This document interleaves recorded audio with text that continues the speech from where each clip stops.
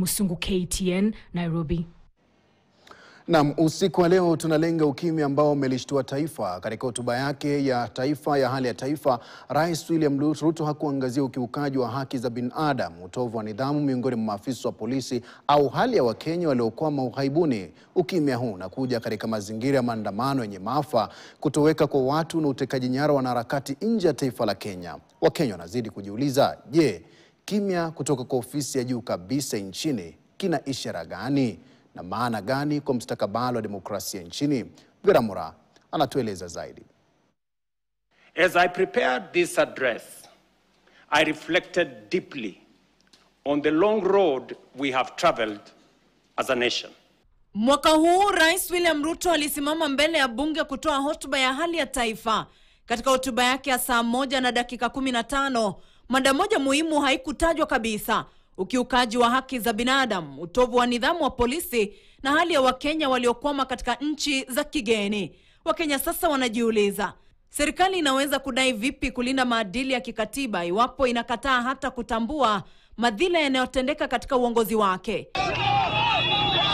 Kuanzia Juni mwaka 2024 hadi Novemba mwaka 2025, Amnesty International inakadiria kuwa matumizi ya nguvu kupitia kiasi na vyombo vya usalama wakati wa maandamano yalisababisha vifo vya angalau watu 128, kukamatwa kwa watu 3,000 na zaidi ya watu 83 kutoweka. Walitarajia Rais William Ruto atatoa taarifa kuhusu juhudi za kuunganisha familia na ndugu zao waliopotea. Vilevile ilikuwa ni katika hotuba hii ya hali ya taifa ambapo rais alipaswa kuzungumzia kuhusu vijana waandamanaji waliotajwa kama magaidi kwa sababu tu ya kutumia haki yao ya kukusanyika. Lakini Rais William Ruto hakutaja lolote kuhusu hili katika hotuba yake. Kwa upande mwingine, wanaharakati wanaendelea kukumbwa na vitisho. Wanaharakati 3 wa Kenya walitekwa nyara nje ya mipaka nchini Tanzania na Uganda na kushikiliwa kinyume na sheria kwa siku kadhaa, wakati ambapo taifa lilitarajia kiongozi wake atathibitisha tena dhamira ya Kenya kwa kifungo cha 12(1)(b) cha katiba ambacho kinahakikisha kila raia analindwa hata akiwa maelfu ya maili kutoka nyumbani. Rais alibaki kimya. Je, kiongozi wa taifa anawezaje kukaa kimya wakati raia wake wanatekwa na kuteswa nje ya mipaka?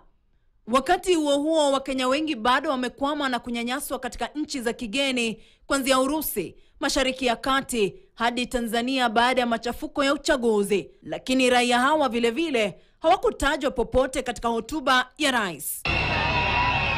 Kinachotia hofu zaidi ni kwamba miezi 4 tu iliyopita, Rais William Ruto mwenyewe alitoa amri za wapige risasi miguuni.